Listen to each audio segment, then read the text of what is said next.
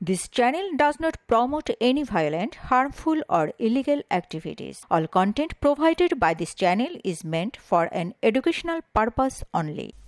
বিশ্ব অর্থনৈতিক ফোরামের বার্ষিক সম্মেলন উপলক্ষে সম্প্রতি সুইজারল্যান্ডের দাভোস সফর করেন প্রধান উপদেষ্টা ড. মোহাম্মদ ইউনূস।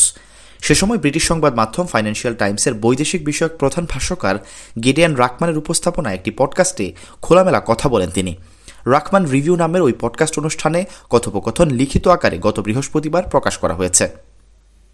কথোপকথনে অধ্যাপক ইউনূস বলেন, আমি যখন প্রথম ফোন কল পাই তখন আমি প্যারিসের হাসপাতালে ছিলাম। আমার ছোট্ট একটি অস্ত্রোপচার হয়েছিল। তখন ছাত্রনেতারা ফোন দিল। যদিও আমি বাংলাদেশে কি ঘটছে সেসব খবর প্রতিদিন মুঠোফোনে দেখতাম। তখন তারা বলল, শেখ হাসিনা চলে গেছেন, এখন আমাদের সরকার গঠন করতে হবে, দয়া করে আমাদের জন্য সরকার গঠন করুন। আমি বলেছিলাম, না, আমি সেই ব্যক্তি নই, আমি এর কিছুই জানি না, আমি এর সঙ্গে যুক্ত হতেও চাই না। কারা আপনার সঙ্গে যোগাযোগ করেছিল এমন প্রশ্নের জবাবে অধ্যাপক ইউনূস বলেন, শিক্ষার্থীরা। আমি তাদের কাউকেই চিনতাম না, কখনো তাদের সম্পর্কে শুনিনি। কাজেই আমি তাদের বিকল্প কাউকে খোঁজার বিষয়ে বোঝানোর চেষ্টা করছিলাম।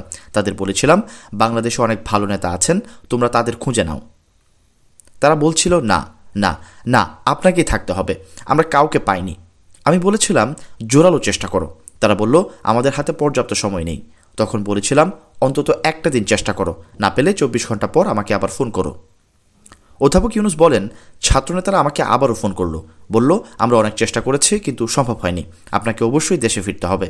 শেষ পর্যন্ত আমি বললাম, দেখো, তোমরা রাজপথে জীবন দিয়েছ, প্রচুর রক্তক্ষয় হয়েছে, তোমরা সম্মুখ সারিতে আছো। যেহেতু তোমরা এসব করতে পেরেছ, এখন ইচ্ছা না থাকলেও তোমাদের জন্য আমারও কিছু করা উচিত, আর এটাই সেই সময়। সরকারের সংস্কার করতে হবে, আমি রাজি, তোমরা কি একমত? তারা আর কোনো কথা বলেনি। সেই দিনের অভিজ্ঞতা জানাতে গিয়ে অধ্যাপক ইউনূস বলেন, ঘণ্টা দুয়েক পর হাসপাতালে একজন নার্স এলেন। তিনি আমাকে একটি ফুলের তোড়া উপহার দিলেন। আমি বললাম, এটা কেন? তখন ওই নার্স বললেন, আপনি বাংলাদেশের প্রধানমন্ত্রী, আমরা এটা জানতাম না। আমি বললাম, এটা আপনি কোথা থেকে জানলেন? তখন তিনি বললেন, সব গণমাধ্যমে, সব টেলিভিশনে সংবাদ প্রচার হচ্ছে আপনি বাংলাদেশের প্রধানমন্ত্রী।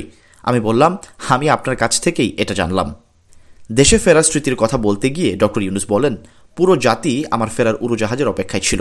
বাণিজ্যিক উড়োজাহাজে যাত্রা করেছিলাম। তখন ছাত্রনেতারা নতুন সরকারের রূপরেখা দাঁড় করিয়ে ফেলেছে। আমি বিমানবন্দর থেকেই জাতির সামনে ভাষণ দিলাম, সবাইকে ধৈর্য, শান্তি, একতা বজায় রাখতে বললাম। এটাই ছিল পুরো ঘটনার শুরু।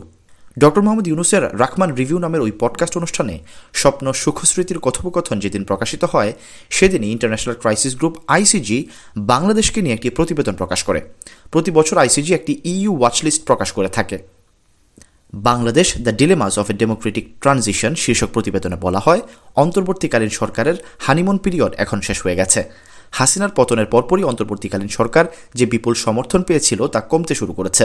ইউনূস সরকার এখন সুনির্দিষ্ট ফলাফল দেওয়ার জন্য চাপের মুখোমুখি। তার সরকার শুধু অন্যান্য রাজনৈতিক শক্তির সঙ্গে বিভেদ ঠেকাতে হিমশিম খাচ্ছে তাই নয়, দৈনন্দিন ব্যবস্থাপনা নিয়েও জনগণের সমালোচনার মুখে পড়েছে। 30 জানুয়ারি প্রকাশিত ইন্টারন্যাশনাল ক্রাইসিস গ্রুপ আইসিজির সর্বশেষ নজরদারি তালিকায় বাংলাদেশের পাশাপাশি মলদোভা, কলম্বিয়া, উত্তর Korea, Sudan, great lakhs, Ukraine, Syria, Israel, ফিলিস্তিন ও ইরানের নাম উঠে এসেছে। প্রতিবেদনে বলা হয়, বিরোধী দল, ছাত্রনেতা, ইসলামপন্থী দলগুলো এবং অন্যান্য গুরুত্বপূর্ণ খেলোয়াড়রা নির্বাচনী সুবিধা পাওয়ার জন্য দৌড়ঝাঁপ করায় চ্যালেঞ্জ আরও বাড়বে। প্রতিবেদনে দ্রব্যমূল্যের ঊর্ধ্বগতি, আইনশৃঙ্খলা পরিস্থিতি অবনতির কারণে ড. ইউনূসের সরকার জনপ্রত্যাশা পূরণে ব্যর্থ হয়েছে এবং দিন দিন জনপ্রিয়তা হারাচ্ছে বলে উল্লেখ করা হয়। প্রতিবেশী ভারতের সঙ্গে সম্পর্কের টানাপোড়েনের কথাও আইসিজির প্রতিবেদনে উল্লেখ করা হয়েছে, যারা শেষ পর্যন্ত হাসিনা সরকারকে দৃঢ়ভাবে সমর্থন করেছে। এই টানাপোড়েনকে দেশের রাজনৈতিক স্থিতিশীলতা বজায় রাখার ক্ষেত্রে আরও একটি বাধা হিসেবে উপস্থাপন করা হয়েছে। এর আগে গত আগস্টে ইন্টারন্যাশনাল ক্রাইসিস গ্রুপ আইসিজি একটি প্রতিবেদন প্রকাশ করে, যেখানে বাংলাদেশ রাজনৈতিক অনিশ্চয়তায় প্রবেশ করছে বলে উল্লেখ করা হয়েছিল। রাজনৈতিক বিশ্লেষকরা মনে করছেন, ক্রাইসিস গ্রুপের এই প্রতিবেদনে একটি বিষয় পরিষ্কার হয়ে গেছে যে অন্তর্বর্তীকালীন সরকার রাজনৈতিক, অর্থনৈতিক ও কূটনৈতিক বিপর্যয় কাটিয়ে উঠতে হিমশিম খাচ্ছে। এই অবস্থা অব্যাহত থাকলে অন্তর্বর্তীকালীন সরকারকেও আওয়ামী লীগ সরকারের ভাগ্য বরণ করতে হবে। Syed Sakib, BNA news 24।